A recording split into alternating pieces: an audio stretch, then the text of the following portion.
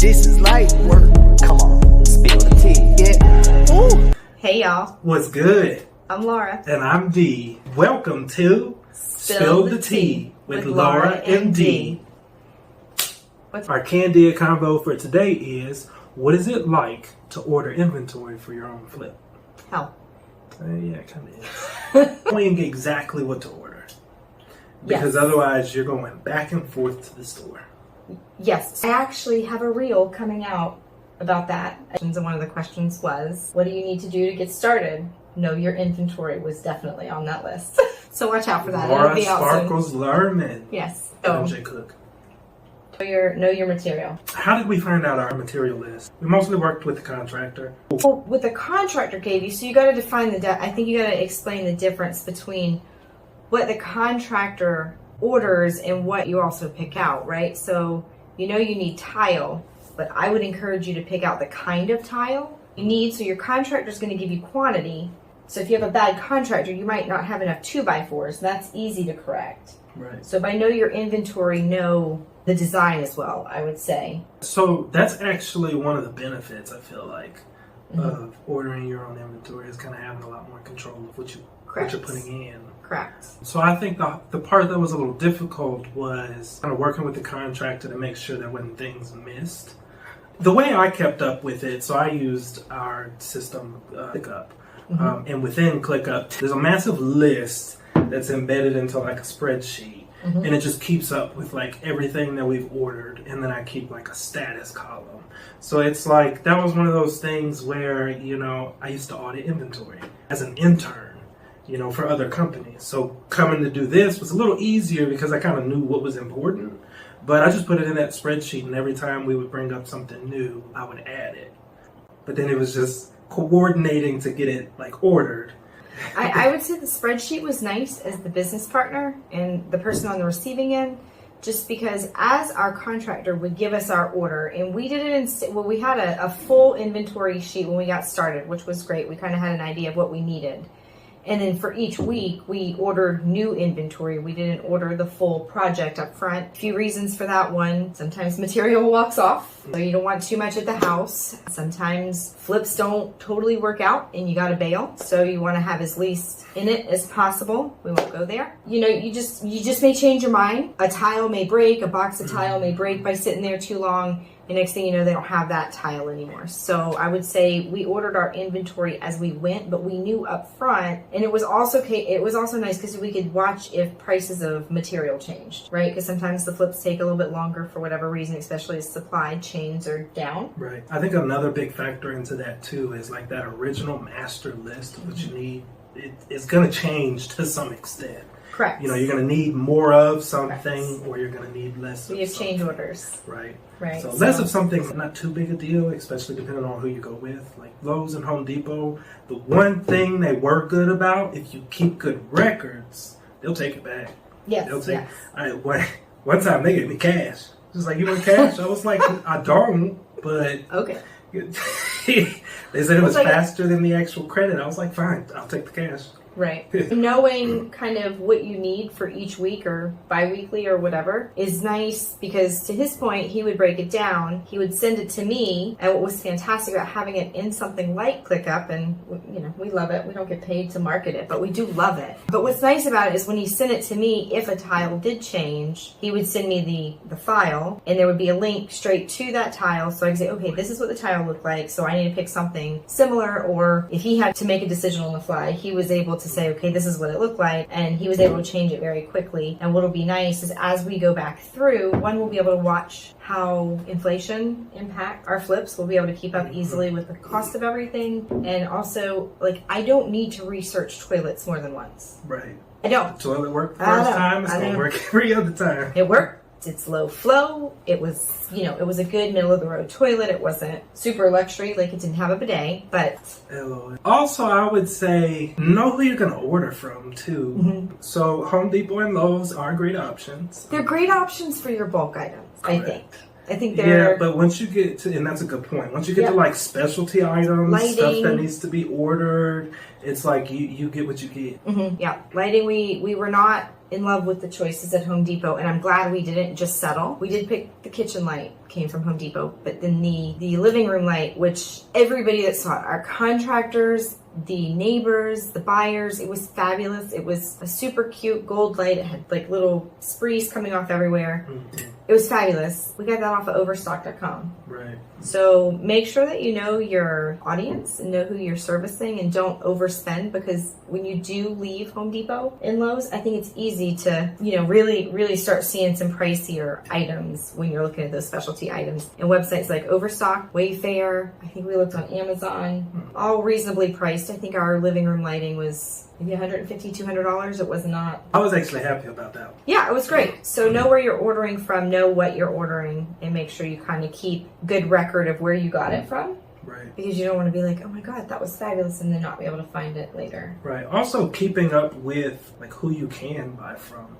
Like once you buy Yes. from someone, and then even we've gone to a couple of trade shows, and I've kept all their information. So then that way, when we go to actually purchase something, if we need to branch out, we do have. Plus, those business cards get lost. So it's just like, Don't use business cards, people, please.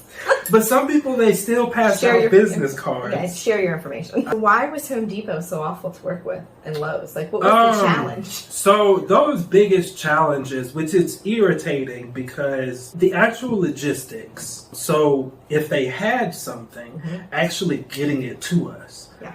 Was I feel like a bigger problem than it should have been. Yeah. Also, them actually having things was a big problem. Yeah. And then another one, the ID numbers that they use. It might be worth your time to figure out how they use them. Well, they're different. So the website, when you're looking online, it gives it one SKU number. So when you order online and try to return it, there's issues. But then in store, it's got a different one. So understanding how that, once we figured that part out, things got a lot easier. A lot easier. But my biggest problem, Also ordering from that damn bedroom. Yeah, like this fictitious room, I feel like, that they just told you to try and get you to buy more. If you have an account, right, if you have a pro account, and I would encourage, if you're going to flip, we're making fun of Home Depot and Lowe's. We will shop there again. Begrudgingly, Damn right we will. Shop there again. You get a pro account, right, and the pro account is great. That's where we bought most of our material. It was easy. It was one monthly payment as the bill started kind of piling up month over month as we were finishing the renovation. But if you order from your pros account, then you get put in what's called the bid room, because your order has more quantity than, say, a normal person. You may be ordering 6 toilets for one house, right? So they put you in the bid room, and the supplier has the opportunity to give you a discount on certain parts of your order. Well, what we calculated was being in the bid room probably saved us about $1,000 on this flip, and by our calculations, our goal is in the next 3 years to be up to at least 10 houses a year. And it was about 10% of the inventory. Correct. So it was enough money to go after. Well, the problem is no one knows how to put you in the bid room. And the people that do know how to put you in the bid room work from 8 to 4, and by 8 to 4, I mean the hours they want to show up. It's really like 8 to 12. It's really if you like don't go down there before 12 o'clock, yeah, you're not. They're going to be like, bid room. They left. Pro account? Yeah, nobody's here. 11:30, they were gone. It's like, I thought it closed at 4. No one's here. Can you help me? Yeah, I can put in your order. Can you put me in the bid room? No. What is that? What's that? Can the manager help me? No. He's busy. The manager's busy. The manager's interviewing someone right now. Oh my god. You only have one manager in a store this big? Well, yeah, right now we do, but it's 4 o'clock in the afternoon. Right, like still busy. Like got a bunch of folks in there. It's awful. Prodesk was a ghost town though. It was. Now we did find from Home Depot to Home Depot and Lowe's to Lowe's that the capability was different. So we did finding one person at one Home Depot who, if you got there before 12, you have to find the right person. Yes, he was super helpful, but I would encourage you to make sure to get those credit cards. I think what really worked for us, and we should probably harp on this more, is going to kind of the same specific location, because we were going to one near your house. Correct. And we ended up finding out who could and who couldn't help us. It was the awful part of ordering, but we made it through. Yeah. And like you mentioned earlier, we saved at least 10% on our inventory. So 2 ways to save on inventories, but when you hire a contractor, make sure to hire a contractor who will allow you to stay in control of ordering. I'm not saying always stay in control of ordering, but understand the difference in savings if you do place the order over the contractor placing the order. Because if you're nearing the end of your project and you've been having the contractor place the orders, make sure they'll, on the front end, make sure they know you may change that. Because if you need to cut back a little bit, that's a really good place to kind of trim the fat off your budget, especially if you're a new flipper. But again, make sure you're working with a contractor who can give you your quantities. Our guy was awesome. He would send them over in a sheet. Everything was listed. It was very, very easy to go in, plug in an order, and just be done. Unless it was design. Tile. We did the same tile in the bathroom and the laundry. We did something really fun. And I think I literally had to pick 6 tile. We would have to call before ordering, which is not something I really thought about, but makes complete sense. So we will call every time now. But yeah, we would put in an order, and the next day I would either get a phone call or an email basically saying we just canceled it out. And you would call and find out, like, okay, well, we were just out. It's like, well, why is it on the site? It says y'all have a bunch of it. Right, like 900 boxes. Right. It's like, no, we have none. And then we have this tile. Right. We have this one. That's not what I want. It's not even close to what that's gray and this is white. Right. So I would say have like a couple of options of like where to go, like outside of Home Depot. Yeah. And if you're in the Atlanta area, there is Floor & Decor. I find to be expensive. That's a great place to go. Just make sure it's in your budget because they have some fantastic options out there. It was not in our budget in Beaufort. That's a really great place to kind of go. We even looked for our appliances like that. We didn't end up finding them, so the appliances that was a fun experience. It was kind of interesting. I would say for that one, probably next time we do it, we'll probably like benefit more if we kind of pick a couple of them and maybe kind of go and check on them every so often. Because I feel like there was a couple of other warehouses that I wanted to go look at that probably may have there were Dave's, but that was all the way out in Athens. Fair enough, yeah. Definitely check sales. There's one other place, Habitat for Humanity. If you're in a city where they have a warehouse, a lot of times they have great items where, it's just enough for one room or one bathroom or whatever. So it's not a ton of, you may not do a whole big space. We got one here? We do. We have 2. We have one in Roswell and one in Duluth or something. It's time for Question Quickies. Oh, that's a cute name. So this is the time we get to find out what questions we're getting. Okay. So shoot. One of the questions we have here, what inspires your design ideas? Outside of Pinterest. TikTok, yeah. Outside. Right now, I am super into nature. I think it's nice to bring nature in. There's a lot of material right now, so you're finding that people are hanging up macrame again. Just kind of bringing outside in and giving the home that cozy feeling, but also keeping it nice, sleek, and modern. People aren't really excited about a lot of furniture. They're not really excited about things that are bulky or get in the way. We're really moving into more of a minimalistic lifestyle. And so when we're making those designs, we may have one amazing feature wall, which I'm about to put. So that's where a lot of my design comes from. And then obviously everybody wants open, everybody wants light. However, I am finding a lot of buyers are really looking for a 4th space in the home to make as an office. After 2020 and the pandemic, we really saw a lot more people staying home or whatever. And so you want to make sure that there's a space inside the house that can be closed off, but may also be open. Seeing a lot of French doors on those spaces, glass doors. People don't like that closed off feeling, but still want to be kind of behind the quietness. Right. So get into a minimalist type style. Is that why we're starting to see less cabinet space? Like the upper cabinet space? Open. It's open. So that makes your space look bigger. When you take those big cabinets off the top and you're in a smaller kitchen area, hey, flippers, that's a trick, right? You need this room to be open and airy and breezy. Right. Well, that's why we're seeing a lot of those spaces go down. Look at this. Okay, so how do you make sure you stay on plan? That one's kind of... Yeah, fair enough. So I feel like this is quite a bit of a joint effort, and I feel like we do a good job about it. Because I would say staying on plan, first off, you kind of have to keep a good record of where you're at in the plan. So kind of tracking and reporting, right? So that's kind of how she's pointing. That's kind of where I specialize. Like I love kind of It ain't kind of. It is 110%. Just so we're all clear. Yes, that's where I come in, and I kind of, I'll kind of point out the key dates. I'll be like, okay, we're getting close to this, or hey, we're getting close to this. What do you think? And so reporting and like keeping track of things has nothing if you don't like enforce it.